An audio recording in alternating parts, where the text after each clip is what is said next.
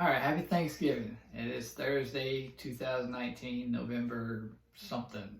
We ate a bunch of turkey and took a nap. And here it is, Thanksgiving evening.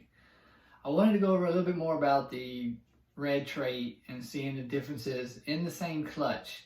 I think a lot of confusion about what is super red and what is red and what's true red and false red. I think there's a lot of varieties inside even a clutch.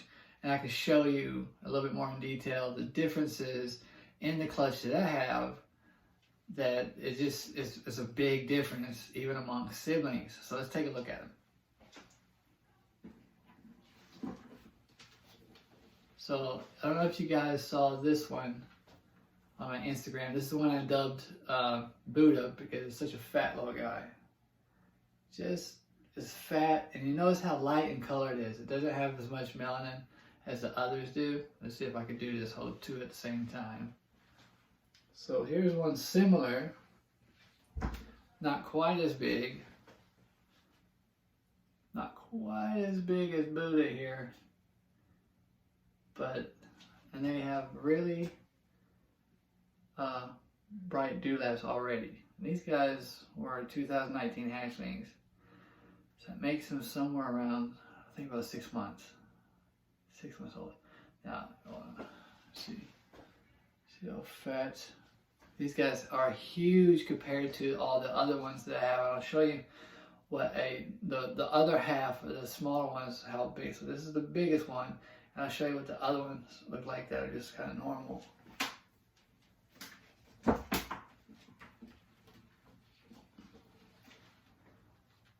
Yeah. So you can see just the size difference and the color. So I believe this is going to be kind of like Buddy, going to get really orange, bright orange. It may even be a male. Like, I haven't even checked yet, but I was going to take a wild guess to see if I would make it right. And this one is just a normal. They're shedding. I just soaked them, try to get some of that shed off. So hold on. That's big difference. So this was the normal ones that came out of the clutch. This is my blue ones, who are similar in age, are growing about this fast. Whereas you got these guys, and the other one I showed you in a couple more. Now, let me show you another set, what I think are part of the super group, who are much bigger, but leaner. They didn't get fat, they're not orange. They're much darker. They're a little bit more darker than normal. I know they still have green bellies, but if you see how, let me put Buddha down. Him up there. And if you see how red the dewlap is, be a good indication how bright. Well, you can see it. I don't want to hurt him. But see, and these are bigger as well. And they have they're getting a bright orange and red on their sides. Camera still, but this has a different red than that small red that I showed you, right? I got another one. Oh, I'm sorry. And this one I'm about to show you is a little redder. Can you see that on the sides coming in? These are all siblings.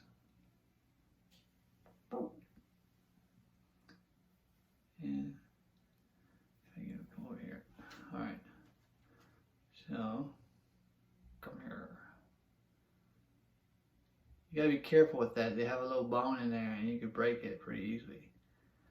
So,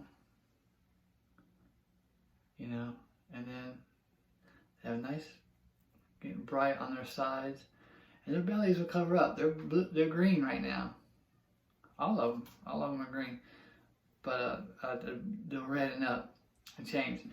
So what I'm going for is, if you look at any of the ones in Indonesia and their reds and super reds, it's a huge, huge fat animal. I think their dorsal ridge is so fat it wrinkles when they have them up there. They're like huge Buddhas. And Buddy is actually that style of red.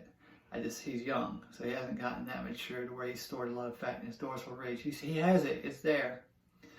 But that's what I was just wanting. I'm still looking at, and you know, I hear there's a guy who's saying that, you know, it's two different reds that make a super red, and he's selling het super reds, which is not possible because there's in a codominant trait there is no het.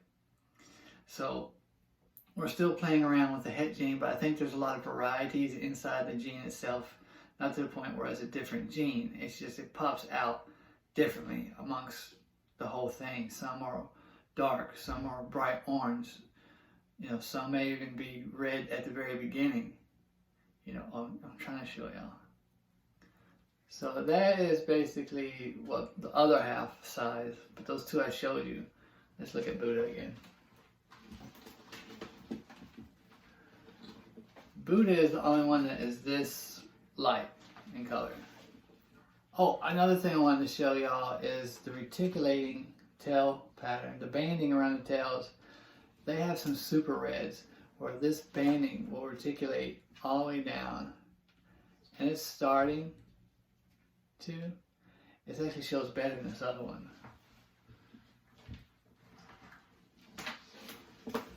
So, see how that's going? So imagine, you know, 6 foot, 10-pound iguana, bright orange with a white head with a dark reticulating pattern. And that's how it's showing. This one has a crooked little tail. I know this one is the last one. This is the youngest iguana out because she was the last one to hatch. And the more I look at her, I think it's a boy. But I can probe that and easily find out, or just let them grow. I keep most of them, so I usually like to make guesses and see what it turns out to be. Is why I haven't already sexed them. But if you can see that. And so if I can get that to be a little bit more, see what's funny, because neither the mother or the father, Buddy, have this pattern in the tail. It just popped out in its clutch. But the last female I had that I bred to a normal green, they didn't pop out any of these. And I had 17 reds in that. They didn't pop this out. So it's Buddy who allowed this to pop out. And you can line breed this to where that zigzag pattern becomes more all the way down the tail. And that's what I'm going for. That's part of this project, the red, the super reds. As bright as they can be, and as big as possible. Now also we'll do some breeding and dwarfing through line breeding. It's not going to be a true dwarf, but making them smaller. Not everybody can handle a 6 foot lizard that weighs 10 pounds. So I think that's possible as well. So there's a lot of branching off to all these little projects I got. I hope everybody had a great Thanksgiving. Thank y'all. Have a good evening.